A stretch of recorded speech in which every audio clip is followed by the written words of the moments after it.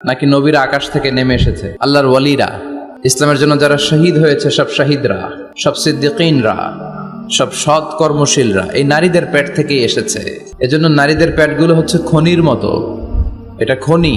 নারীদের যত্ন নিলে এই খনি থেকে ভালো জিনিস পাওয়া যাবে, আল্লাহওয়ালা পাওয়া যাবে, হাফেজ পাওয়া যাবে, সালেহ পাওয়া যাবে। আর নারীদের যত্ন না নিলে, কোরআন সুন্নাহ শিখানোর সুযোগ না করে দিলে তাদের পেট থেকেই ডাকাতরা বের হয়, ঠিক কিনা? এই যে যত ডাকাত, সন্ত্রাস, চাঁদাবাজ পৃথিবীতে এসেছে, এরাও এসেছে নারীদের পেট থেকেই। এজন্য বলা হয় বাপ ভালো তার বেটা ভালো তাই, মা ভালো তার জি, গাই ভালো তার দুধ ভালো রে, দুধ ভালো তার ঘি। গাই ভালো তো দুধ ভালো, দুধ ভালো তো ঘি ভালো, মা ভালো তো মেয়ে ভালো, বাপ ভালো তো বেটা ভালো। কথা বুঝতে পেরেছেন? এজন্য নারীদেরকে সুযোগ করে দেওয়া উচিত। তারা যদি কোরআন সুন্নাহ জানে তাহলে ঘরের মধ্যে কোনো শিরকের ছোঁয়া থাকবে না। আর নারীরাই যদি বিপদগামী হয়, ওই ফ্যামিলিটা বিপদগামী হয়ে যায়। নারীদেরকে, বোনদেরকে উদ্দেশ্য করে আল্লাহ বললেন, ও বান্দিরা তোমরা ঘরে থাকো। কই থাকো? ঘরে। আর আপনারা থাকবেন কই? বাইরে। নারী যদি ঘরে থাকে, আমরা কই? বাইরে। এটাই হচ্ছে সিকোয়েন্স। পুরুষরা থাকবে বাইরে, নারীরা ঘরে। পুরুষরা প্রয়োজনে ঘরে যাবে আর নারীরা প্রয়োজনে বাইরে যাবে, ঠিক কি না? এজন্য রাব্বুল আলামিন বললেন, ওয়াকারনা ফি বুয়ুতিকুন্না ওয়ালা তাবাররাজনা তাবাররুজাল জাহিলিয়াতিল উলা। ও আমার বান্দারা, ও আমার বান্দিরা, তোমরা ঘরে অবস্থান করো, ঘর থেকে বের হবে না প্রয়োজন ছাড়া।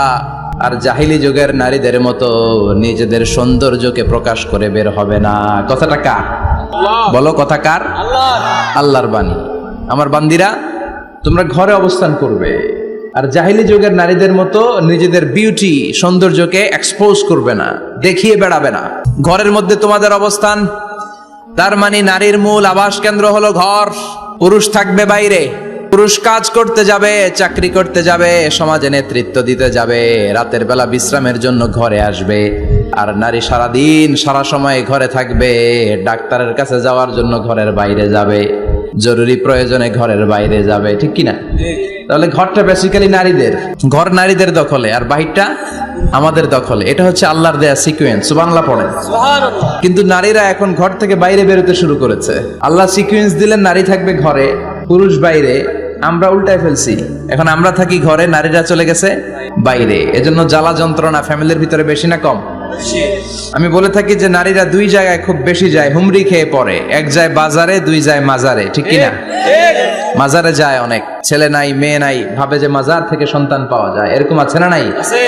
রব্বুল আলামিন বলেন, ইয়াহাবু লিমান ইয়াশাউ ইনাসান ওয়া ইয়াহাবু লিমান ইয়াশাউ যুকুর আও ইউযাওয়িজুহুম যুকরানান ওয়া ইনাসা ওয়া ইয়াজআলু মান ইয়াশাউ আকীমা ইন্নাহু আলীমুন কাদির। তিনি যাকে চান তাকে মেয়ে দেন। আগে মেয়ের কথা বললেন, আগে ছেলে বলে নাই। তার মানে মেয়ের ভিতরে বরকত বেশি না কম? বেশি। আল্লাহ যাকে চান তাকে মেয়ে দেন, আল্লাহ যাকে চান তাকে ছেলে দেন, আবার যাকে চান তাকে ছেলেও দেন, মেয়েও দেন, আবার যাকে চান তারে ছেলেও দেন না, মেয়েও দেন না। তিনি কে? আল্লাহ। এজন্য চাইতে হবে তার কাছে। মাজারে যে চাওয়া যাবে না। আমার বোনেরা, খবরদার খবরদার খবরদার, মাজারে যে কিচ্ছু যাবেন না। মাজারে তো আপনাদের যাওয়ারই দরকার নাই, কারণ নারীদেরকে কবরের সামনে যে কবর জিয়ারত করতে নিষেধ করেছেন মুহাম্মদ সাল্লাল্লাহু। কারণ নারীরা দুর্বল চিত্তের অধিকারী হয়, রক্ত দেখলে ভয় পায়, পায় না? আমরা ভয় পাই। আমরা কুরবানির সময় আল্লাহু আকবার, রক্ত দেখলে আমরা ভয় টয় পাই না। নারীরা রক্ত দেখলে ভিড়কে ওঠে, ওরা ভয় পায়। এজন্য পৃথিবীর কোন দেশের সেনাবাহিনীর প্রধান, চিফ ইন মিলিটারি, আপনি নারী দেখাতে পারবেন না।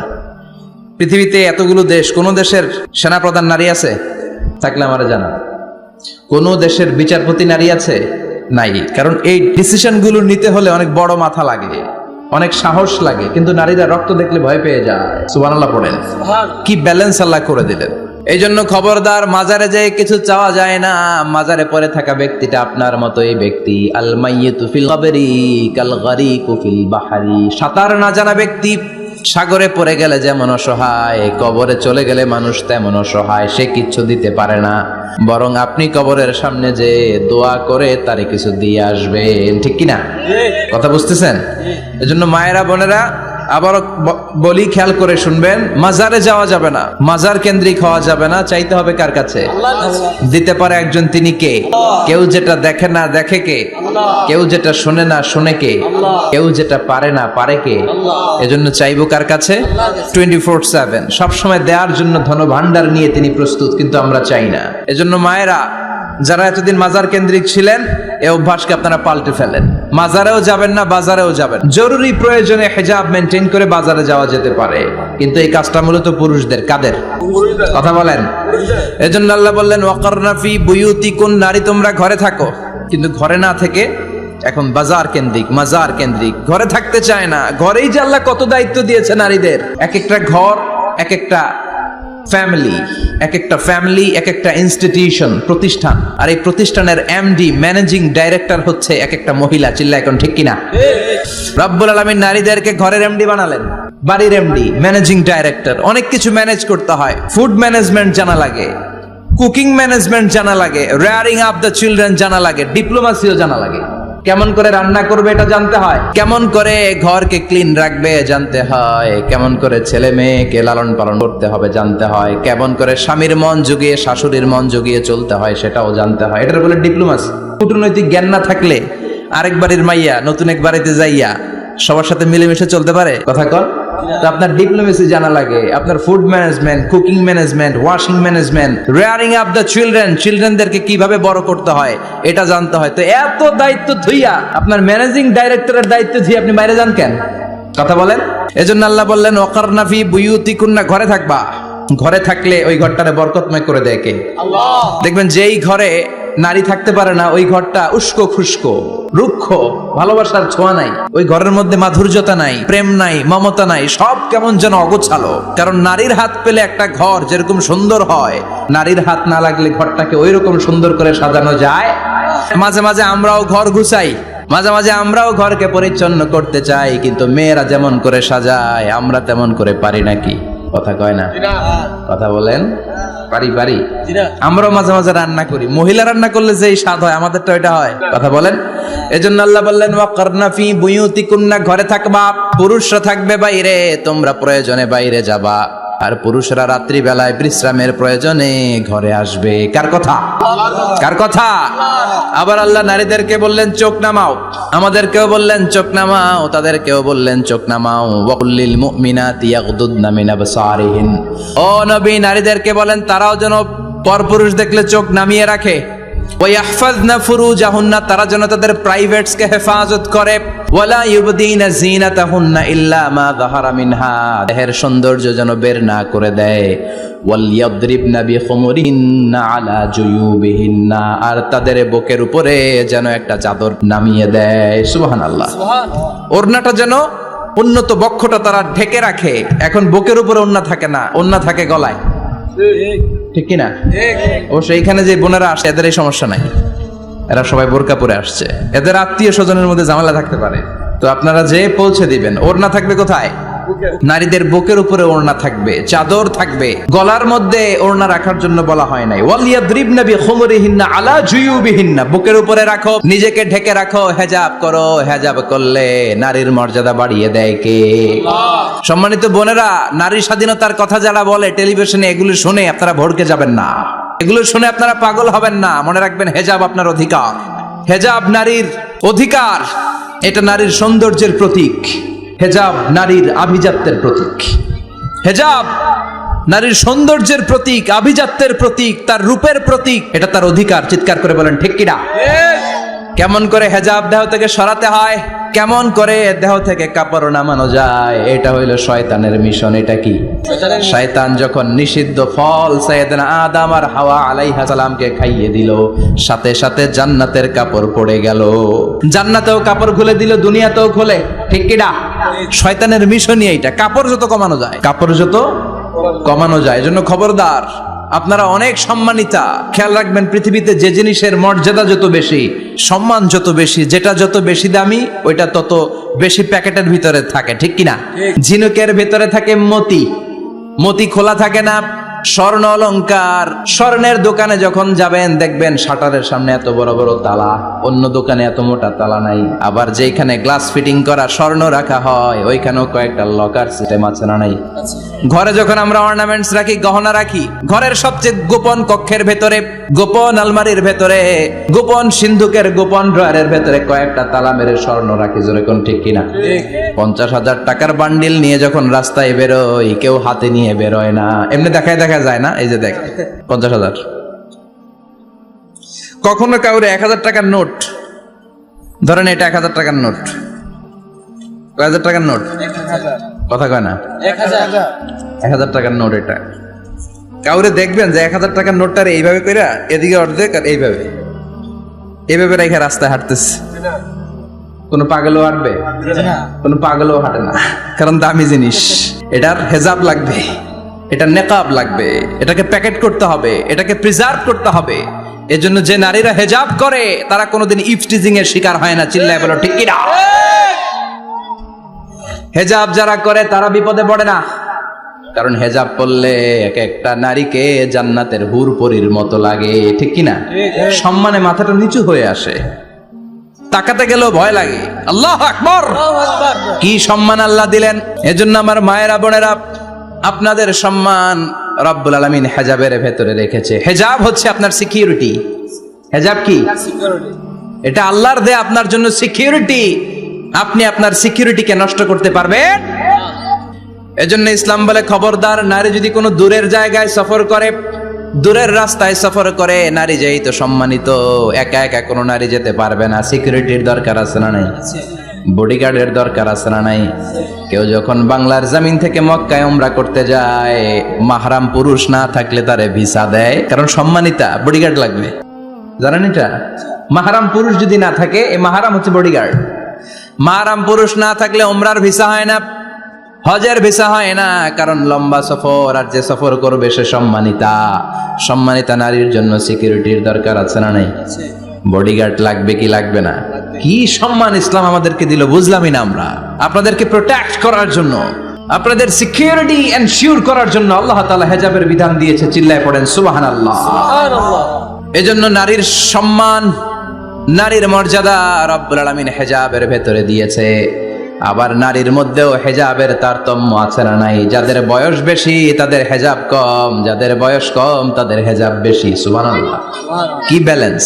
কিন্তু রাস্তায় দেখবেন নানির হাতে হাত মোজা, নানি নাতনি, নানির হাত মোজা আছে, পা মোজা আছে, গায়ে বোরকা আছে দুইটা, সাথে ষোড়শী অষ্টাদশী তরুণী তন্নি যুবতী নাতনিটার বুকের মধ্যে কাপড় নাই, গলায় আছে ওড়না, আছে না নাই? তার মানে পুরাই উল্টা। দরকার ছিল নাতনির হাতে মোজা, পায়ে মোজা, দুইটা বোরকা। হালকা কাপড় পরে নানি বের হইছে, সমস্যা নাই। কোন রকম চাদর গায়ে দিয়ে নানি বের হইছে, সমস্যা নাই। কিন্তু নাতনির গায়ে বোরকার দরকার আছে না নাই? হাত মোজা, পা মোজার দরকার আছে না নাই? মা মেয়ে বের হয়েছে, মায়ের গায়ে দুই বোরকা, হাত মোজা, পা মোজা, মেয়ের গায়ে কাপড় নাই, হাফ নেকেড, আছে না নাই?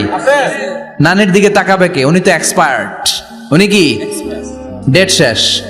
কথা বলেন, কেউ তাকাবে? তাকাবে ওই ষোড়শী অষ্টাদশী তরুণী তন্নি যুবতীর দিকে, ঠিক কি না? এজন্য ইসলাম বলে খবরদার, হেজাব ছাড়া বের হওয়া যাবে না, নেকাব ছাড়া বের হওয়া যাবে না। বিশ্বনবী বললেন, মা তারাকতু মিন বাদি আদাররা আলার রিজালি মিনান নিসা, আমি চলে যাব কিন্তু আমার পরে আমার পুরুষ উম্মতদের জন্য নারীর চাইতে বড় কোনো ফিতনা আমি রেখে যাই না। আর বনি ইসরাইলের জামানায় সবচেয়ে বড় ফিতনা হয়েছিল নারীর ফিতনা, নারী কেলেঙ্কারি। এই জন্য নারীরা, বোনেরা, আপনাদেরকে সাবধান থাকতে হবে। নারীর ফিতনা বড় ফিতনা। নারী ভালো হলে সবচেয়ে ভালো, নারী খারাপ হলে নারীর চেয়ে খারাপ কেউ হতে পারে না। এজন্য নারীদের জন্য আল্লাহ কিছু মডেল দিলেন, নারীদের জন্য আল্লাহ কিছু আদর্শ পাঠালেন, নারীদের জন্য আল্লাহ শিক্ষণীয় মহীয়সী কিছু নারীর জীবনে দিলেন। বললেন, এই জীবনীগুলো পড়ো, তোমাদের জীবনটারে উজালা করে দিবে কে? আল্লাহ বললেন, দরাবাল্লাহু মাসালাল লিল্লাযীনা আমানু ইমরাতা ফিরআউন। গোটা বিশ্বের সব নারীদের জন্য রব্বুল আলামিন কুখ্যাত সন্ত্রাসী ফেরাউনের বউকে মডেল বানিয়ে দিয়েছে। সুবহানাল্লাহ পড়েন। কাফেরের বউ মুমিন নারীদের মডেল, আবার নবীর বউ কাফের নারীদের মডেল, আছে না নাই? নূহ আলাইহিস সালাম আল্লাহর সব চাইতে প্রিয় নবী, প্রিয়দের একজন, কিন্তু তার বউ কাফেরদের মডেল। আর কুখ্যাত সন্ত্রাসী ফেরাউন, তার বউ আসিয়া মুমিন নারীদের মডেল। আল্লাহু আকবার। 6 জন নারীর জীবনীর কথা আমি রেকমেন্ড করি, সাজেস্ট করি যে 6 জন নারীর জীবনী মুখস্থ, ঠোঁটস্থ, অন্তস্থ থাকতে হবে প্রতিটা নারীর জন্য। আশা করি মায়েরা বোনেরা শুনছেন, আশা করি আপনারা কান লাগিয়ে শুনছেন, অনুধাবন করার চেষ্টা করছেন। আপনাদের জন্য 6 জন নারীর জীবনী পড়া অবধারিত। সংক্ষেপে বলবো, কয়জন? 6 জন। গুনেন। 1 নম্বরে হচ্ছে হাজার, উম্মে ইসমাইল, সাইয়েদনা ইব্রাহিমের বউ, সাইয়েদনা ইসমাইল আলাইহিস সালামের আম্মা, নাম হলো হাজার। আমরা বলি বিবি হাজেরা, আমরা কি করি? হাজেরা আছে না? এই প্যান্ডেলেও হাজেরা নামে 2-1 বোন থাকতে পারে, আসলে নামটা হচ্ছে হাজার। নামটা কি? হাজার। এই হাজার হচ্ছে আপনাদের 1 নম্বর মডেল। 2 নম্বর কুখ্যাত সন্ত্রাসী ফেরাউনের বউ আসিয়া আপনাদের 2 নম্বর মডেল। 3 নম্বরে ঈসা আলাইহিস সালামের আম্মা মারিয়াম আলাইহিস সালাম আপনাদের মডেল। বিশ্বনবীর প্রথম বউ খাদিজা আপনাদের মডেল। বিশ্বনবীর একমাত্র কুমারী বউ মা আয়েশা আপনাদের মডেল। আর বিশ্বনবীর কলিজার টুকরা সাইয়্যিদাতুনা ফাতিমা আপনাদের জন্য মডেল। সুবহানাল্লাহ পড়েন। কয়জন? 6 জন। জোরে বলেন। 6 জন। প্রথমে কার নাম বলেছি? হাজার। দ্বিতীয় আসিয়া। 3 নাম্বার মারিয়াম। 4 নাম্বার খাদিজা। 5 নম্বরে আয়েশা। 6 নম্বরে ফাতিমা। সুবহানাল্লাহ পড়ে। বিশ্বনবী বলেছেন কামুলা মিনার রিজালে কাসির, পুরুষদের মধ্যে কামেল পুরুষের অভাব নাই। ওয়ালাম ইয়াকমুল মিনান নিসা ইল্লা 4, নারীদের মধ্যে কামেল নারী হচ্ছে 4 জন। কয়জন? 4 জন। এরপরে আবার বাড়ালেন আয়েশার কথা, আবার বাড়ালেন ফাতেমার কথা, মোট হয়ে গেল 6 জন। সুবহানাল্লাহ পড়েন। সুবহানাল্লাহ। মোট কয়জন? 6 জন। আসুন এই 6 জনের জীবনী থেকে একটা একটা করে শিক্ষা আমরা মনে রাখার চেষ্টা করি, তাহলে জীবন উজালা হয়ে যাবে। কয়টা করে শিক্ষা?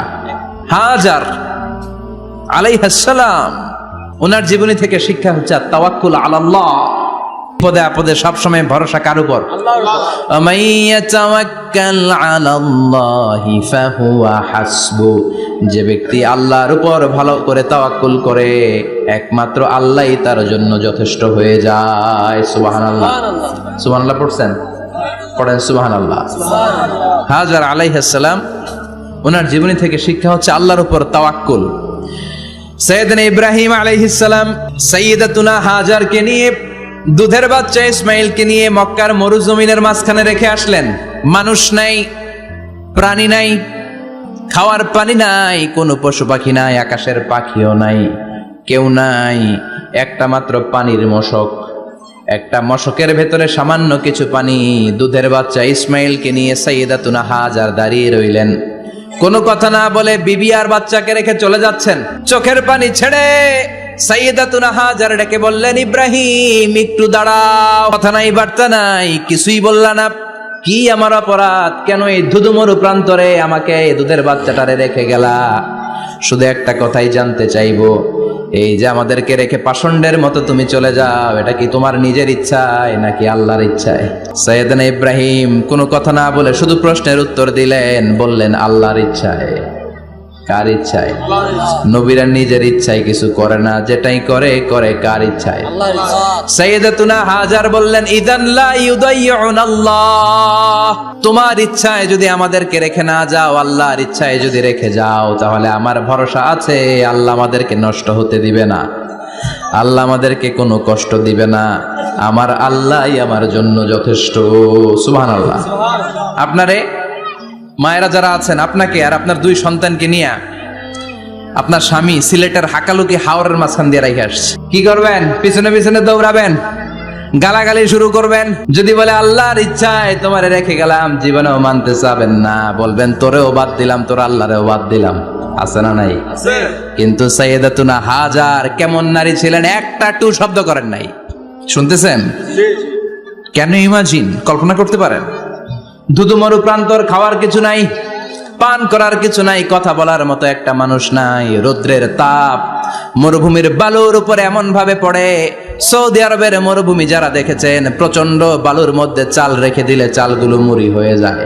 ওই প্রচন্ড মরুভূমির মধ্যে দাঁড়িয়ে বললেন, যদি আল্লাহর ইচ্ছা হয় আমার আল্লাহ আমার জন্য যথেষ্ট।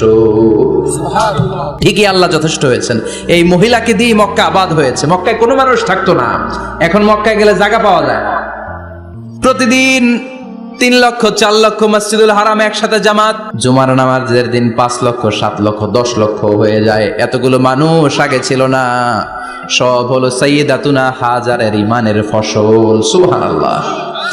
এই নারী এখানে থাকলেন আল্লাহর উপর ভরসা করে, ইমানের পরীক্ষা দিতে লাগলেন। একদিনের ব্যবধানে খাওয়ার পানির মশকের পানি শেষ।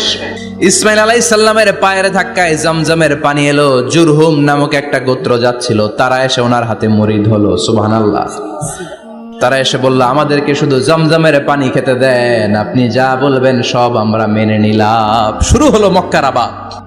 হাজার হাজার মানুষ বাড়তে শুরু করলো। মক্কা শহরের এক্সপানশন হলো। গোটা বিশ্ব থেকে লক্ষ লক্ষ মানুষ এখন মক্কার দিকে ছুটে চিল্লায় বলেন ঠিক কি না? এজন্য আমার মায়েরা অনেক লম্বা জীবনী, তার একটা ঘটনাই বললাম। সাইয়্যিদাতুনা হাজার, ওনার জীবনী থেকে আমার মায়েদের বোনেদের জন্য শিক্ষা। তাওয়াক্কুল আলাল্লাহ। বাঁচি আর মরি, সুস্থ থাকি আর অসুস্থ থাকি, বিপদে থাকি আর যেই কোনো সমস্যায় থাকি না কেন, ভরসা করতে হবে একজনের উপর। তিনি কে? আল্লাহ। আল্লাহর উপর যে ভরসার মতো ভরসা করতে জানে, আমার আল্লাহই তার জন্য যথেষ্ট। ঠিক কি না? তাহলে হাজার থেকে আমার বোনদের জন্য শিক্ষা হচ্ছে, তাওয়াক্কুল করব আমরা কার উপরে? ভরসা রাখবো কার উপর? সবসময় আত-তাওয়াক্কুল আলাল্লাহ, আল্লাহর উপর ভরসা করতে হবে আমার মায়েরা, আমার বোনেরা। 2 নম্বরে বলেছি কার কথা? আসিয়া রাদিয়াল্লাহু তাআলা আনহা আলাইহাস সালাম, ফেরাউনের স্ত্রী। এই মহিলা অনেক দামি মহিলা, মুসা আলাইহিস সালামের পালক মা। সুবহানাল্লাহ পড়েন। নিজের সন্তান ছিল না, সাইয়েদনা মুসা আলাইহিস সালামকে মায়ের মতো লালন পালন করেছেন। গোপনে গোপনে মুসা আলাইহিস সালামের উপর ঈমান এনেছেন। গোপনে গোপনে রাত্রিবেলা তাহাজ্জুদ পড়ে চোখের পানি ছেড়ে চাইতেন কার কাছে? ফেরাউনের বউ আর ফেরাউনের ফিনান্স মিনিস্টার, অর্থমন্ত্রীর বউ, 2 জন লুকিয়ে কালিমা পড়ে মুসলমান। ফেরাউন কিছু জানে না। সুবহানাল্লাহ। কি আল্লাহর খেলা! ফেরাউন লক্ষ লক্ষ বনি ইসরাইলের ছোট্ট বাচ্চাকে জবাই করেছে একটা বাচ্চাকে ঠেকানোর জন্য। নাম কি? মুসা। আর ফেরাউনের ঘরে আল্লাহ মুসাকে বড় করলেন। কোন? সুবহানাল্লাহ। লুকিয়ে লুকিয়ে ঈমান আনলো। ফেরাউনের বউ আসিয়া, অর্থমন্ত্রীর বউ, 2 জন মিলে ফেরাউনের কাছে ঘটনা পৌঁছে গেল, খবর পৌঁছে গেল। ফেরাউন ডেকে পাঠালো। দুধের বাচ্চাকে নিয়ে ফেরাউনের অর্থমন্ত্রীর বউ হাজির। কুখ্যাত সন্ত্রাসী ফেরাউনের নিজের বউ আসিয়াও হাজির। ফেরাউন বলে, এক আল্লাহর উপর কুফরির ঘোষণা দে, আল্লাহকে বলে যা, আমার পায়ের সামনে সেজদা দে, আমি মাফ করে দেব। আসিয়ার এক কথা, জীবন যাবে কিন্তু ঈমান যাবে না। ফেরাউনের অর্থমন্ত্রীর স্ত্রীরও এক কথা, যে আল্লাহর কাছে আমরা মাথা নত করেছি, পৃথিবীর কোন শক্তির কাছে ওই মাথার নত হতে পারে না। ফেরাউন বলল, তাই নাকি? দেখি তোদের ঈমানের পাওয়ার কত বড়। অর্ডার করলো, বিশাল বড় পাতিল নিয়ে আসো, কড়াই নিয়ে আসো। কড়াই ভর্তি তেল গরম করতে শুরু করো। টকবক টকবক করে কড়াইয়ের মধ্যে গরম তেল। ফেরাউন বলে, ও অর্থমন্ত্রীর স্ত্রী, তোমারে অনেক ভালো জানতাম, এখনই আমার পায়ের সামনে সেজদায় লুটিয়ে পড়ো, আল্লাহরে ছাড়ো, আমি তোরে ছেড়ে দেব। অর্থমন্ত্রীর বউ বলে, এত সোজা না। সুবহানাল্লাহ বলে। কি ঈমান? ঈমানের পথে অবিচল থেকে আমার মরণ যেন হয়, তোমারই কাছে মিনতি আমার, তোমারই কাছে মিনতি আমার, মহামহিম দয়াময়, ঈমানের পথে অবিচল থেকে আমার মরণ যেন হয়। পড়েন আমিন। আবার পড়েন আমিন। এক কথা, আল্লাহর সামনে মাথা নত করেছি, কারো সামনে করব না। ফেরাউন অর্ডার দিল, এই মহিলার দুধের বাচ্চাটারে টান দিয়ে আন, টকবক তেলের মধ্যে, কড়াইয়ের মধ্যে গরম তেলের মধ্যে ছেড়ে দে। মায়ের চোখের সামনে দুধের বাচ্চাকে গরম তেলের মধ্যে ছাড়ে। হিসাবটা কি সহজ নাকি? কথা বলেন। চিৎকার দিয়ে মা কেঁদে ওঠে, ছেড়ে দাও। ফেরাউনের নির্দয় অন্তরে দয়া হয় না। দুধের বাচ্চাটারে তেলের মধ্যে ছেড়ে দেওয়ার পরে মুহূর্তের মধ্যে ছেলেটা রোস্ট হয়ে যায়। কিন্তু ছেলেটা হাত উঁচু করে ডেকে বলে, মা ভয় পেও না, তোমরা দেখো টকবগে কড়াইয়ের ভেতরে তেল, আসলে মা এটা আগুন না, এটা জান্নাতের বাগান। ও মা, ফেরাউনের দিকে তাকাস না রে মা, আমার মতো দৌড় দিয়ে তেলের মধ্যে ঝাঁপ দে। আল্লাহু আকবার। ফেরাউনের অর্থমন্ত্রীর বউয়ের ঈমান দ্বিগুণ হয়ে যায়, 3 গুণ হয়ে যায়। সে বলে, ফেরাউন গোটা পৃথিবীটারে এক পাশে করতে পারবি, কিন্তু আমার মাথাটা তোর পায়ের সামনে নোয়াতে পারবি? ফেরাউনের অর্থমন্ত্রীর ওই স্ত্রীকে বাচ্চার পরে ওই তেলের মধ্যে ঢেলে দেওয়া হলো। ওই মহিলাটাও রোস্ট হয়ে যায়। বাকি রইল ফেরাউনের বউ আসিয়া। কি নাম? আসিয়া কিন্তু দৃশ্যটা দেখেছে, চাক্ষুষ মৃত্যু দেখেছে দুইজনের। ফেরাউন বলে, আসিয়া কত অন্তরঙ্গ সম্পর্ক আমাদের, আজীবন কত ভালোবাসা ছিল, কত খুনসুটি ছিল, কিন্তু আমার পায়ের মধ্যে সেজদা দিয়ে প্রমাণ কর তুই আমারে ভালোবাসিস। আসিয়ারও একই কথা, জীবন দিব কিন্তু ঈমান দিব না। ফেরাউন বলল, তোকেও আমি ছাড়বো না, তোকে আমি উলঙ্গ করব। হাজার হাজার মানুষের সামনে আসিয়ার কাপড় টেনে নেওয়া হলো, তক্তার মধ্যে শুইয়ে তক্তার মধ্যে হাতে পায়ে পেরেক মারা হলো। হাতের এই পাশ দিয়ে পেরেক ঢুকে ওই পাশ দিয়ে বেরোয়, তক্তার এ পাশ দিয়ে ঢুকে ও পাশ দিয়ে বেরোয়, ফিনকি দিয়ে রক্ত বের করে। আসিয়া সহ্য করতে না পেরে ডেকে বলে, আল্লাহ, ফেরাউন থেকে তুমি আমারে বাঁচাও। এই দোয়াটা সূরাতুত তাহরিমে আল্লাহ সরাসরি কোট করেছেন, রব্বিবনিলি ইনদাকা বাইতান ফিল জান্নাহ। ও আল্লাহ মালিক, তোমার পাশে জান্নাতে একটা ঘর বানায়া দিও। এরকম একটা সঙ্গীত আছে না নাই? এই সঙ্গীতটা সরাসরি সূরাতুত তাহরিম আসিয়ার দোয়া থেকে কোট করা হয়েছে। পড়েন সুবহানাল্লাহ।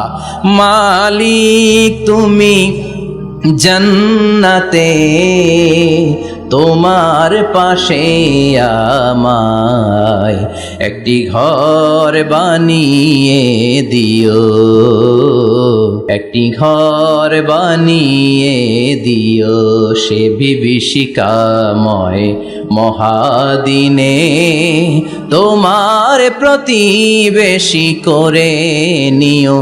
মালিক তুমি জান্নাতে, তোমার পাশে আমায় একটি ঘর বানিয়ে দিও, একটি ঘর বানিয়ে দিও। আল্লাহু আকবার। সেই 5000 বছর আগের দোয়া আজও আমরা তাফসীর মাহফিলে গান বানিয়ে বলি। 5000 বছর আগের কথা আজও আমরা কোরআনের আয়াত হিসেবে পড়ি। আল্লাহু আকবার। কি মাকবুল হয়েছেন মহিলাটা আল্লাহর দরবারে। আল্লাহরে বললেন, আল্লাহ, শুধু তোমার ইবাদতের কারণে আজকে আমার এমন দশা উলঙ্গ হওয়া লাগলো, আমার হাতে পায়ে পেরেক ঠোকা হলো। আল্লাহ, এখন গরম তেলের মধ্যে ছেড়ে দেয়া হবে, তুমি বাঁচাও। আল্লাহ বললেন, জিব্রাইল, আমার জান্নাতারে আসিয়ার চোখের সামনে তুলে ধর।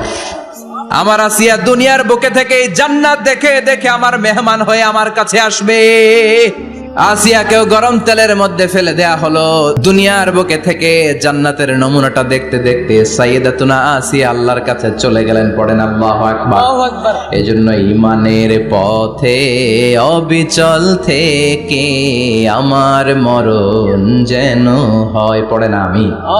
তাহলে আসিয়ার জীবনী থেকে আমার মায়েদের জন্য শিক্ষা হলো, ঈমান ছাড়া যাবে না, বেঈমান হয়ে মরা যাবে না, মাজারে গিয়ে মুশরিকাদের কাতারে নাম তোলা যাবে। ওই মায়েরা ঈমান কেমন করে রক্ষা করবেন?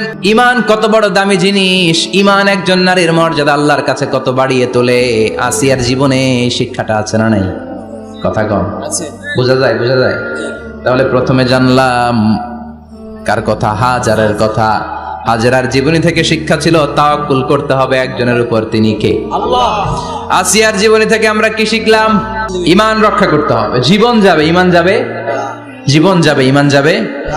3 নম্বরে মারিয়াম আলাইহাস সালাম, আজীব একটা মহিলা, স্বামী ছাড়া তার পেটের ভেতরে সন্তান দিয়েছে কে? আল্লাহ। আবার উনার নামে কোরআনে একটা সূরা দিয়েছে কে? আল্লাহ। কি নাম?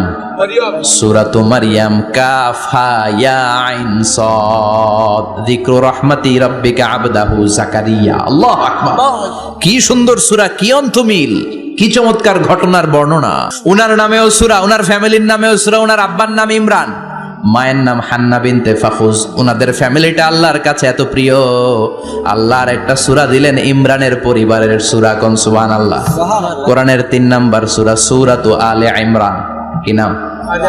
সূরাতু আবার কোরআনে আল্লাহ ওনাকে বলেছেন সিদ্দিকা মানে সত্যবাদী নারী। আবার আল্লাহ বলেছেন ওয়ালাইসা যাকারু কাল উনসা, এটা এমন মেয়ে কোন পুরুষ এই মেয়ের মতো হতে পারে? ওনার মা হান্না বললেন আল্লাহ আমার পেটে ছেলে না মেয়ে আমি জানি না। যখন মারিয়াম পেটে, আল্লাহ ছেলে হোক মেয়ে হোক বাইতুল মুকাদ্দাসের খাদেম হিসেবে তুমি কবুল করে নাও। আমার পেটে যা আছে তোমার জন্য মানত করে দিলাম। কিন্তু ভূমিষ্ঠ করার পরে দেখে মাইয়া, ভূমিষ্ঠ করার পরে দেখে কি মেয়ে। ভাবছিল ছেলে, ছেলে হইলে খাদেম হবে, এখন মেয়ে। আল্লাহ বলে চিন্তা করো না, সাধারণ মেয়ে না। ওয়ালাইসা যাকারু কাল উনসা, এটা এমন মেয়ে কোন ছেলেরাও এই মেয়ের মতো হতে পারে। এই মেয়েকে দিয়ে দেওয়া হলো Baitul Maqdis, one of the major 3 mosques in Islam. ইসলামের সর্বশ্রেষ্ঠ 3টা মসজিদের একটা। এই বাইতুল মুকাদ্দাসের খাদেমা ছিল উনি।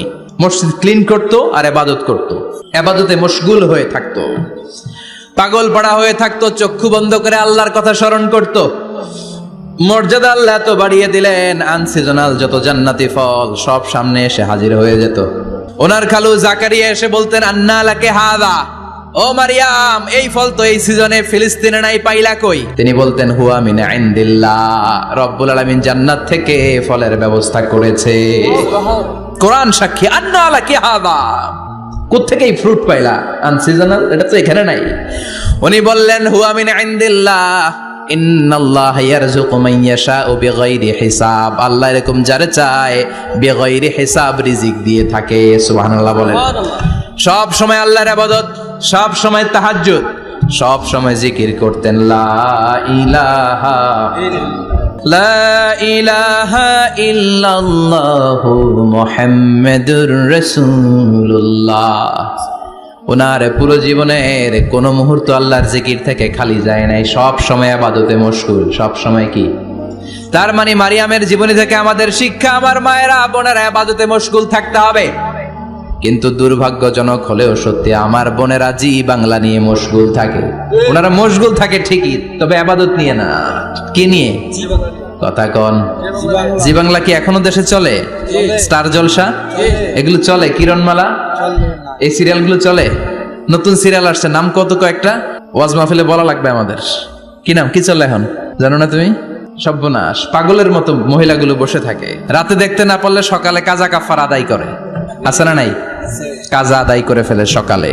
খবরদার, জি বাংলা স্টার জলসা হিন্দি মুভি নিয়ে মশগুল থাকা যাবে না আমার বোনেরা। আপনিই পারেন আপনার ফ্যামিলিটারে জান্নাতে ফ্যামিলি বানাতে, আপনিই পারেন পরিবারটারে শান্তিময় করতে। নারী ভালো তো পরিবার ভালো।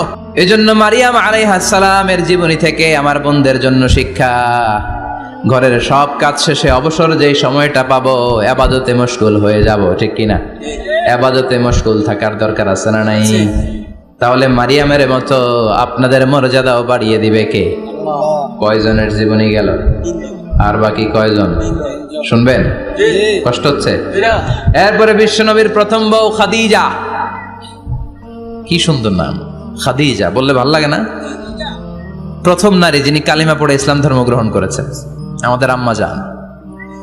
বিশ্বনবীর প্রথম বউ, 25 বছর বিশ্বনবীর সাথে সংসার করেছেন, 3 বছর বিশ্বনবীর সাথে জেল খেটেছেন, শিয়াবে আবি তালেবে।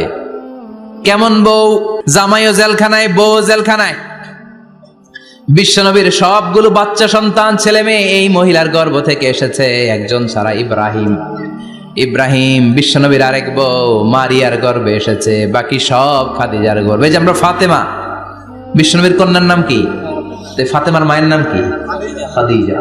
সুবহানাল্লাহ। ফাতেমা, রুকাইয়া, উম্মে কুলসুম, জায়নাব, এই 4 জনের মাই খাদিজা।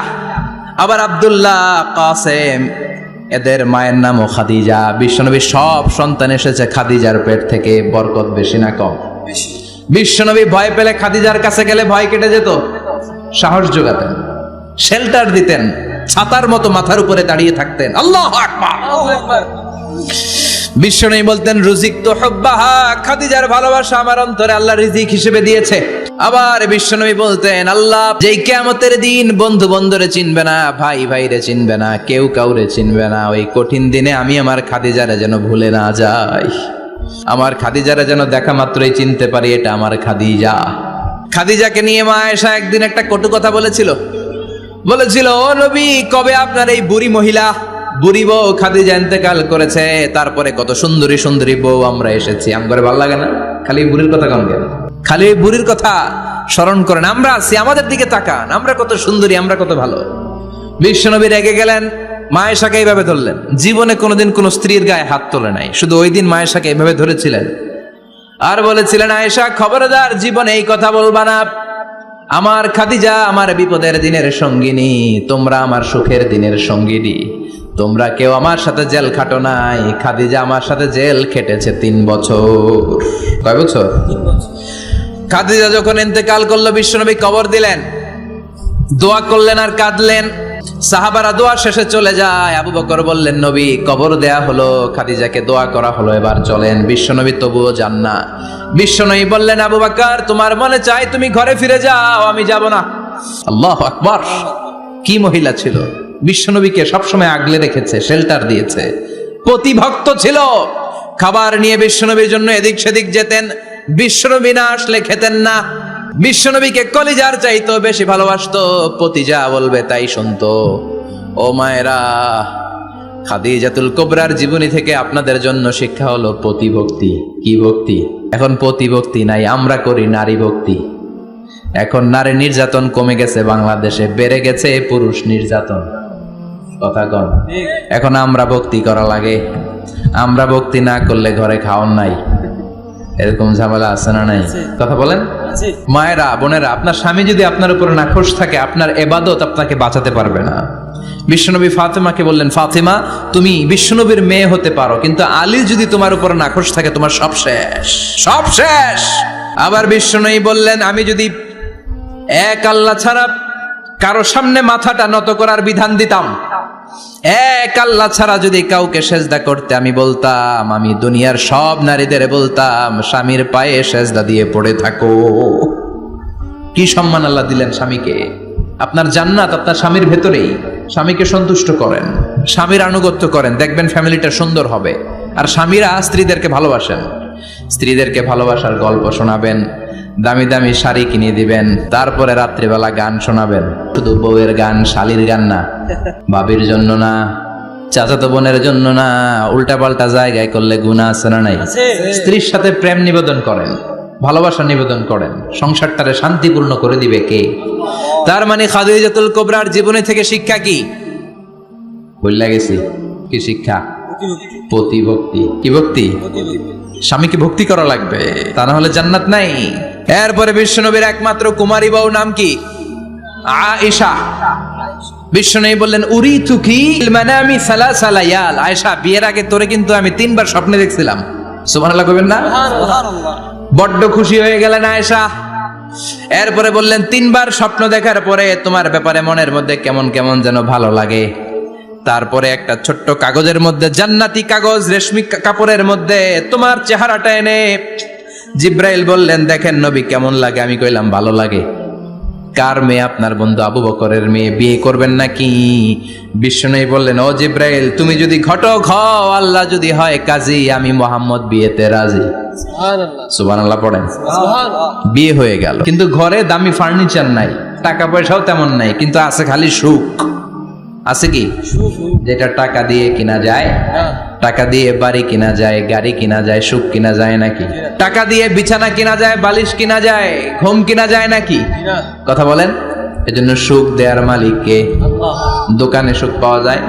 সুখ দেয়ার মালিক একজন, তিনি কে? আল্লাহ। মা আয়েশা একমাত্র কুমারী বউ, আদর করে তিনি ডাকতেন হুমায়রা, আবার মাঝে মাঝে ডাকতেন ইয়া আইশু। আয়েশা না, আয়েশু সংক্ষেপ। এত ভালোবাসতেন মা আয়েশাকে। মা আয়েশা গ্লাসের যেই জায়গা দিয়ে পানি খেতেন, বিশ্বনবী ওই জায়গায় মুখ লাগিয়ে পানি খেত। মা আয়েশা গোশতকে হাড্ডি ফেলে দিলে বিশ্বনবী ওই হাড্ডিটা নিয়ে চষতে শুরু করে দিত। সুবহানাল্লাহ। এক বালতি থেকে পানি নিয়ে 2 জনে গোসল করত। আবার বিশ্বনবীর সাথে সাথে মাঝে মাঝে বায়না ধরতো, মাঝে মাঝে রাগও করতো। সুবহানাল্লাহ কোন? সুবহানাল্লাহ। স্বামী স্ত্রীর মধ্যে একটু রাগ আছে না নাই? রাগ থাকলে ওইটারে আবার ভালোবাসায় পরিণত করে দেয় কে? রাগ না থাকলে ভালোবাসা তো ভালোবাসাই না, রাগ থাকতেই হবে, তাই এই ভালোবাসার মর্ম বোঝা যায়। চিল্লায় বলেন ঠিক কিনা? ক্ষুধা না থাকলে খাবারের মর্যাদা বোঝা যায় না। সারাদিন পেট ভরা, খাওয়ার মজা বুঝবেন?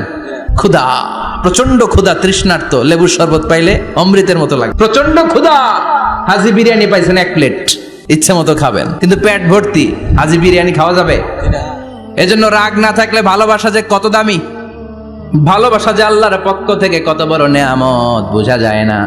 মাঝে মাঝে মা আয়েশা রাগ করতেন, শুনতেছেন? জি। বিশ্বনবী বলেন, আয়েশা কখন তুমি রাগ করো, কখন তুমি আমারে ভালোবাসো আমি বুঝি। সুবহানাল্লাহ পড়েন। মা আয়েশা বললেন, কেমনে বুঝেন? বিশ্বনবী বললেন, যখন তুমি রাগ করো তখন নামাজের পরে দোয়ার মধ্যে বলো, ও ইব্রাহিম আলাইহিস সালামের আল্লাহ, আপনি আমার উপর দয়া করেন। তার মানে তুমি রাগ করে আছো, আমার নাম নাও নাই। আর যখন আমার উপর খুশি থাকো নামাজের পরে দোয়াতে বলো, মুহাম্মদ সাল্লাল্লাহু আলাইহি ওয়াসাল্লামের আল্লাহ, আপনি আমাদের উপর রহমত করেন। তার মানে খুশির সময় তুমি আমার নাম নাও, রেগে গেলে অন্য নবী দেওয়ার দোয়া সেরা দাও, রেগে গেলে আমার নামটা নাও না। মা এসে বলে, নবী গো, আমি তো শুধু নামটাই মুখ দিয়ে নেই না, কিন্তু কলিজা থেকে তো আপনারে বাদ দিতে পারি না। আল্লাহু আকবার, কি ভালোবাসা! মা এসে বলতেন, আমি যখন বিশ্বনবীর সাথে শীতের রাতে এক ল্যাপের নিচে ঘুমাতাম তখনও জিব্রাইল ওহী নাজিল করত। সুবহানাল্লাহ নাই? সুবহানাল্লাহ। কোন স্ত্রীর সাথে অন্তরঙ্গ বসবাসের সময় কোরআনের ওহী নাজিল হতো না। একমাত্র মা আয়েশার সাথে যখন এক বিছানার এক ল্যাপের নিচে দুইজন শুয়ে আছে, কোরআনের আয়াত নাজিল করছে কে? আবার মা আয়েশা বলছেন, আমার কারণে ও মুসলিম উম্মাহ তোমরা তায়াম্মুমের বিধান পেয়েছো। ফাতায়াম্মামু সাঈদান তাইয়্যিবা। মা আয়েশা একটা যুদ্ধে গিয়েছিলেন, যুদ্ধ থেকে ফেরার পথে মা আয়েশার গলার লকেট নাই। মাঝে মাঝে হয় না, মহিলা গলার লকেট পায় না, পুরা বাড়ি আগুন করে ফেলাইছে, লকেট নাই, লয়ে গেল রে, নিয়ে গেল রে, হারাইলাম রে। মা আয়েশার লকেট নাই। লকেট হারানোর পরে মা আয়েশা কান্নাকাটি। বিষ্ণু বললেন, থামো। অনেকক্ষণ থামার পরে লকেট খুঁজে পায় না, সবাই খোঁজাখুঁজি, লকেট কই, লকেট কই, লকেট খুঁজে পায় না। ওদিক দিয়ে মাগরিবের নামাজের সময়ও শেষ, নামাজের সময় শেষ। আর যেই জায়গায় লকেট খোঁজার জন্য থামা হয়েছে ওই জায়গায় আবার পানি নাই, পানি সামনে, পানির দিকেও যেতে পারে না, লকেটও খুঁজে পায় না, নামাজও পড়া যায় না। সব সাহাবীরা মিছিল শুরু করছে, আবু বকর রে ধর, ধর ধর, আবু বকর রে ধর। আবু বকরের মেয়ের কারণে নামাজ আমাদের চলে যাচ্ছে। সাইয়েদনা আবু বকর ঘটনা বেসামাল দেখে আয়েশার কাছে গেল, যে দেখে বিশ্বনবী মা আয়েশার কোলের মধ্যে, ল্যাপের মধ্যে মাথা দিয়ে শুয়ে আছে। রাগের চোটে বুখারীর বর্ণনা, আঙ্গুল নিয়ে মা আয়েশার পেটের মধ্যে দিল এক খোঁচা। লকেট হারাইলি কেন ক? তোর জন্য বাইরে মিছিল চলে, তোর জন্য বাইরে সব সাহাবারা বলে নামাজ পড়তে হবে, সময় নাই। ও আবু বকর, আপনার মেয়ের কারণে এই কাণ্ড। খাসরা মানে কোমর। আবু বকর মা আয়েশার খাসরাতে এত জোরে গুতা মেরেছেন, মা আয়েশা বললেন, এই গুতার কারণে আমি অনেক দূরে চলে যাওয়ার কথা ছিল ব্যথার চোটে, কিন্তু যাই নাই, কারণ কোলে কে? কোলের মধ্যে বিশ্বনবীর মাথা, নড়ে গেলে বিশ্বনবীর ঘুম ভেঙে যাবে, ব্যথাটা হজম করেছি, নড়ি নাই। আল্লাহ তখন আয়াত নাজিল করলেন, ফালাম তাজিদু মাআন ফাতায়াম্মামু সাঈদান তাইয়্যিবা। ও সাহাবারা, মিছিল বন্ধ করো। কোন নারীর বিরুদ্ধে মিছিল করো? এই নারীর সাথে তো বিয়ে আমি সরাসরি বিশ্বনবীর দিয়েছি। যাও, ওজুর জন্য টেনশনে ছিলা, টেনশনের দরকার নাই। আয়েশার কারণে আজকে নতুন করে একটা বিধান দিলাম, আজ থেকে যদি ওজুর পানি না পাওয়া যায়, বালুর মধ্যে 2 হাত বাড়ি মেরে তায়াম্মুম করো, নামাজ পড়ে নাও, কবুল করে নিবে কে? এ মা আয়েশার লকেট হারানোর কারণে তায়াম্মুমের বিধান নাজিল হয়েছে। কোন সুবহানাল্লাহ। সে বলতেন, ও উম্মতেরা, জেনে রাখো, এই যে তায়াম্মুম করো, এটা কিন্তু আমার কারণে পাইছো। সুবহানাল্লাহ কোন? সুবহানাল্লাহ। আবার মা আয়েশা বলতেন, আমার কোলে মাথা রেখে বিশ্বনবী শেষ নিঃশ্বাস ত্যাগ করেছে, আবার আমার ঘরের মধ্যেই বিশ্বনবীর কবর। সুবহানাল্লাহ। বিশ্বনবীর কবরটা কিন্তু মা আয়েশার ঘরের মধ্যে। এখনো বিশ্বনবীর কবর যেই জায়গায়, এই জায়গায় মা আয়েশার ঘর ছিল। সুবহানাল্লাহ কোন? সুবহানাল্লাহ। 2210টি হাদিস বর্ণনা করেছেন। কত? কথা কয় না, 2210টা। ফ্যামিলির হাদিস বর্ণনার জন্য মা আয়েশাকে আল্লাহ তাআলা বিশ্বনবীর ট্যাপ রেকর্ডার বানিয়ে পাঠিয়েছেন। যাই বিশ্বনবী বলতেন, ট্যাপ রেকর্ডের মতো রেকর্ড করে সব সাহাবীদের কাছে বর্ণনা করতেন। কত কবিতা উনি নিজে জানতেন, নিজেই জানে না। কত মাসালা যে জানতেন তার কোনো হিসাব নাই। ইলমুল ফারায়েজ, বাপ মরলে ছেলে মেয়ে থাকলে কে কতটুকু সম্পদ পাবে, মা আয়েশার চেয়ে এই বিধান মদিনায় কেউ জানতো না। বিশ্বনবীর ইন্তেকালের পরে সাহাবাদের মধ্যে কোনো মাসালা নিয়ে কনফিউশন হলে সব সাহাবারা আম্মা জান আয়েশার কাছে এসে সলিউশন নিয়ে যেতেন। সুবহানাল্লাহ কোন। বিশ্বনবী যা বলেছেন সব মুখস্থ রেখেছেন, সব জ্ঞানের কথা ছড়িয়ে দিয়েছেন, সব সময় পড়াশোনা করতেন। সুবহানাল্লাহ। তার মানে মা আয়েশার জীবনী থেকে আপনাদের জন্য শিক্ষা হচ্ছে জ্ঞানার্জন, জ্ঞানানুরাগী হতে হবে। কি হতে হবে? জ্ঞানানুরাগী। বুখারীর বঙ্গানুবাদ পাওয়া যায়, কোরআনের বঙ্গানুবাদ পাওয়া যায়, ইসলামিক অনেক ভালো ভালো রাইটারের বই পাওয়া যায়, ঠিক কিনা? এগুলো পড়ার দরকার আছে না নাই? অনেকে বলে হুজুর আমার ছেলেটা মোবাইল ছাড়া কিছু বোঝে না। কি কয়? মোবাইল ছাড়া কিচ্ছু বোঝে না। হুজুর মোবাইল দিলে ঠান্ডা, মোবাইল নিলে কান্দে, এরকম আছে না নাই? এর কারণ হাজব্যান্ড ওয়াইফ দুইটার কাছে সবসময় মোবাইল। কথা কন। বাবার কাছেও মোবাইল, মায়ের কাছেও মোবাইল, তো ছেলে মোবাইলের জন্য কাঁদবে না তো কি করবে? বাবার হাতেও যদি বই থাকে, মায়ের হাতেও যদি বই থাকে, ছেলে মোবাইল চাবে নাকি? ছেলেও চাবে বই, ছেলে চাবে কি? কথা বুঝতে পেরেছেন? এই জন্য জ্ঞান অনুরাগী হতে হবে মা আয়েশার মতো। মা আয়েশা 2210টা হাদিস মুখস্থ করেছে, আপনি কয়টা করছেন? উনি পারলে আপনি পারবেন না কেন? মায়েরা শুনতেছেন তো? আশা করি আপনারা শুনতেছেন। তাহলে মা আয়েশার জীবনী থেকে আমরা শিক্ষা পেলাম জ্ঞান চর্চা করতে হবে। সর্বশেষ কোন নারী? কথা কন। ফাতিমা রাদিয়াল্লাহু তাআলা আনহা, বিশ্বনবীর কলিজার টুকরা। চাচাতো ভাই আলীর সাথে বিয়ে হলো। আলী যখন প্রস্তাব দিল ফাতেমার কাছে, যে বলে ও ফাতেমা রাজি আছো কিনা? চুপচাপ, কথা কয় না। বিশ্বনবী বুঝলেন রাজি, দুইজনকে বিয়ে পড়িয়ে দিলেন। বিয়ে পড়িয়ে দুইজনকে দাঁড় করিয়ে দিয়ে বিশ্বনবী ওযু করলেন। ওযু করার পরে সামান্য কিছু ওযুর পানি ছিল আলীর মাথার মধ্যে ছিটিয়ে দিলেন, বরকতের পানি। সুবহানাল্লাহ কইবেন না? সুবহানাল্লাহ। ওযু করে সাইয়েদনা আলীর মাথার মধ্যে ছিটিয়ে দিলেন আর দোয়া করে দিলেন, বারাকাল্লাহু লাকুমা ওয়া বারাকা আলাইকুমা ওয়া জামাআ বাইনাকুমা ফি খাইর। আল্লাহ তোমাদের দুইজনকে বরকত দিয়ে দাম্পত্য জীবন শুরু করার তৌফিক দান করুক। আবার দোয়া করলেন, আল্লাহুম্মা বারিক লাহুমা ফি বিনাইহিমা, ওদের সম্পর্কে বরকত দেন। ওয়া নাসালিহিমা, শিবলিহিমা, ওদের গর্ভে যে সন্তান আসবে এগুলোর শ্রেষ্ঠ সন্তান বানান। 1 বছরের ব্যবধানে ঘরটাকে আলোকিত করে প্রথম সন্তানের জন্ম হাসান। সুবহানাল্লাহ। হাসান রে বিশ্বনবী এত আদর করেছেন, বিশ্বনবীর কাছ থেকে এত আদর কেউ কোনোদিন পায় নাই। হাসান রে বিশ্বনবী ডাকতেন লুকা। বুখারীর বর্ণনা। শব্দটা কি? লুকা মানে পিচ্ছি। ছোট বাচ্চাদেরকে আপনারা কি কন? আরে পিচ্ছি তো আমি কইছি, আপনারা কি কন? বাবু বলেন। আর কিছু কি বলেন? আর আর কিছু নাই। তাহলে এই যে বাবু পিচ্ছি, হ্যাঁ, এই বাবু পিচ্ছি আরবি হচ্ছে লুকা। বিশ্বনবী ফাতেমার ঘরে এসে বলতেন, আইনাল লুকা, পিচ্ছিটা কই রে? আমার হাসান কই, আমার নানা ভাই কই? আর বিশ্বনবীর আওয়াজ শুনলে হাসান এসে বিশ্বনবীর কাঁধে। আল্লাহু আকবার, আল্লাহু আকবার। বিশ্বনবী বলতেন, ফাতেমা আমার কলিজার টুকরা, যে ফাতেমারে কষ্ট দেয় সে আমারে কষ্ট দেয়, ফাতেমারে আনন্দ দেয় মানে আমি বিশ্বনবীরে আনন্দ দেয়।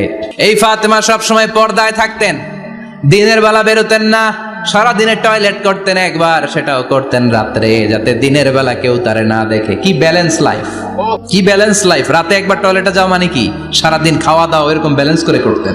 কেউ দেখতে পারে নাই ওনারে কেমন ছিল, কেউই জানতো না। এমন ভাবে চলাফেরা করতো, কোনো পুরুষদের সামনে দিয়ে কখনো যেতেন না। এজন্য ইন্তেকালের আগে আলীকে বললেন, আলী, বিশ্বনবীর ওসিয়ত অনুযায়ী কিছুদিন পরে আমি আমার বাবার সাথে সাক্ষাৎ করব। ইন্তেকালের সময় বেশি লোক আমার জানাজাতে আসার দরকার নাই, নিজেরা দোয়া করে দিলে চলবে। আর আমার জানাজার খাটিয়ার উপর দিয়ে বিশাল একটা বোরকা দিয়ে দিও। এটার আরবিতে বলে নাউশ। কি বলে? এই প্রথম কোন নারী তার খাটিয়ার উপরে নাউশ ব্যবহার করেছে, জন্য এটাকে বলে সুন্নাতু ফাতিমা। ফাতেমার সুন্নাত। সাইয়েদাতুনা ফাতেমার আগে কেউ জানাজার খাটিয়াতে নাউশ ব্যবহার করে নাই। আল্লাহু আকবার, আল্লাহু আকবার। আলীকে বলে গেলেন, আলী, অল্প কয়েকজন পুরুষ নিয়ে জানাজা দিও, বেশি মানুষের কাছে আমার নিও না।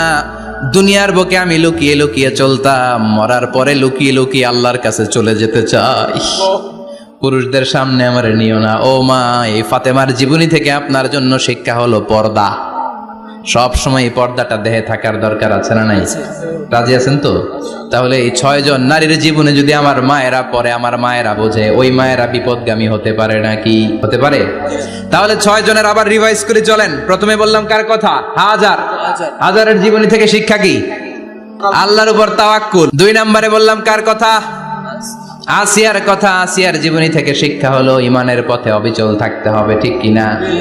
তারপরে মারিয়ামের জীবনী থেকে শিক্ষা হলো সব সময় ইবাদতে মশগুল।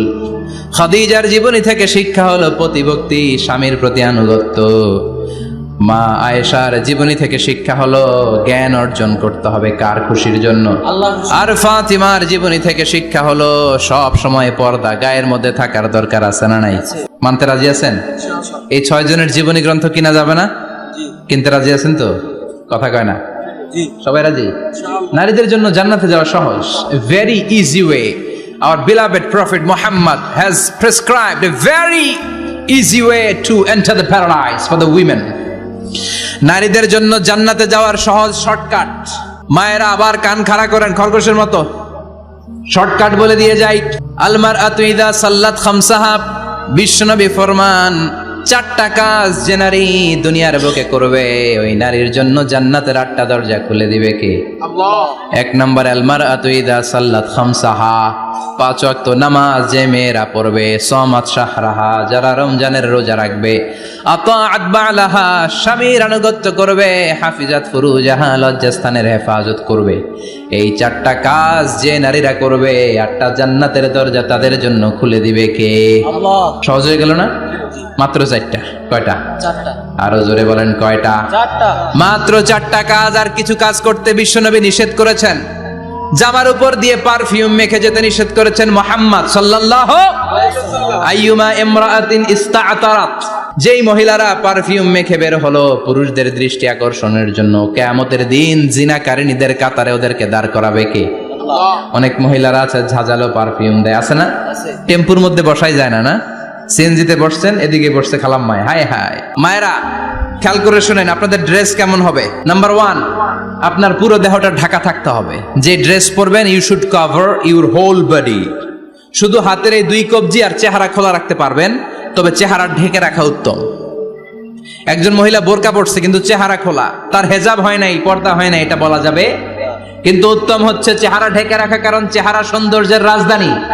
Face is the capital of beauty, ঠিক কিনা? চেহারা দেখলাম তো সব বোঝা গেল, ঠিক কিনা? কেমন মাধুর্যতা আছে, দেখতে কেমন সুন্দরী কিনা সব বোঝা যায়। এজন্য চেহারাটাও ঢেকে রাখবেন, চোখটা খোলা রাখবেন।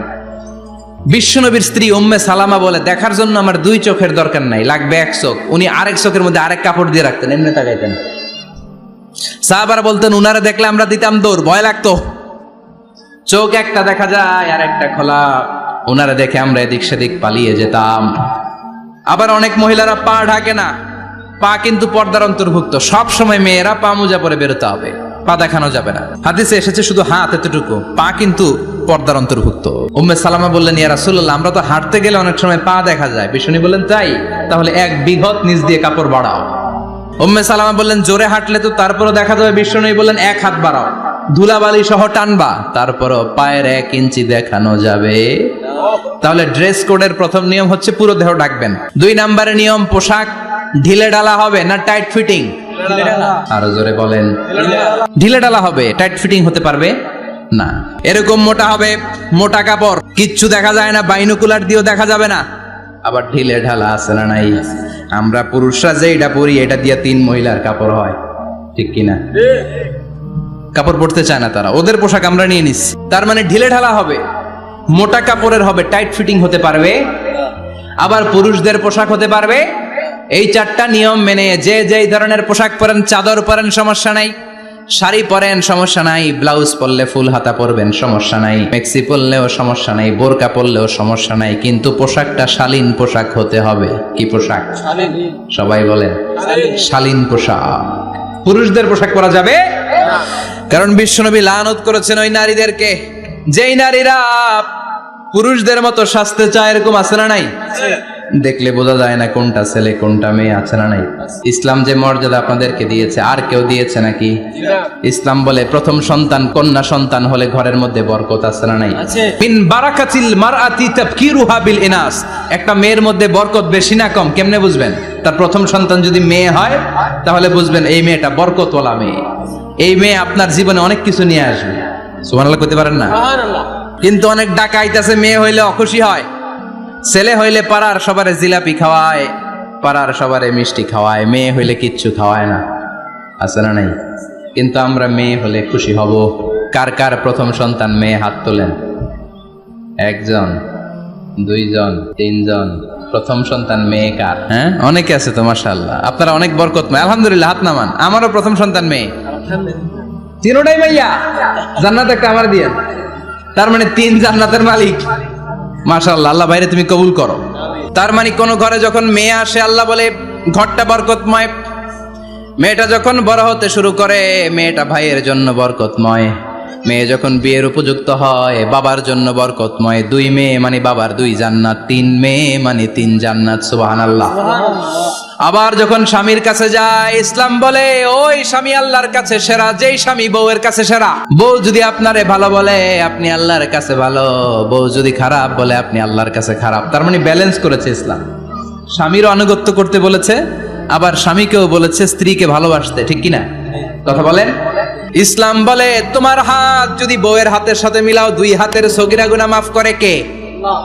স্ত্রীর দিকে যখন তাকাও, তোমার চোখের সগীরা গুনাহ মাফ করে কে? মাসে মাসে স্ত্রীর কাপড় চোপড় আর কসমেটিক্স কেনার জন্য যে টাকাটা দাও, এই টাকাটা সদকা হিসেবে কবুল করবে কে? এবার এই মহিলা গর্ভবতী। ইসলাম বলে সন্তান ভূমিষ্ঠ করতে যে যদি কোনো মা ডেলিভারি কেসে হসপিটালে মারা যায় কিংবা বাসায় মারা যায়, কিয়ামতের দিন ওই মহিলাকে শহীদদের কাতারে দাঁড় করায় দিবে কে? বাচ্চা ভূমিষ্ঠ করতে যে শাহিদা, শহীদদের কাতারে। আর সুন্দর মতো যদি আসে, আল জান্নাতু তাহতা আকদামি উম্মাহাতিকুম, মায়ের পায়ের নিচে সন্তানের বেহেশত আছে না নাই? জোরে বলেন। এজন্য ইসলাম বলে খবরদার, মায়ের মর্যাদা সবচেয়ে বেশি।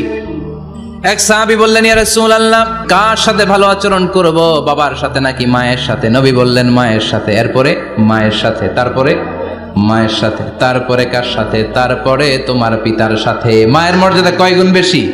ওগো মা তুমি এই ধরনের শ্রেষ্ঠ নিয়ামত, তোমারই পদ তলে রয়েছে জান্নাত।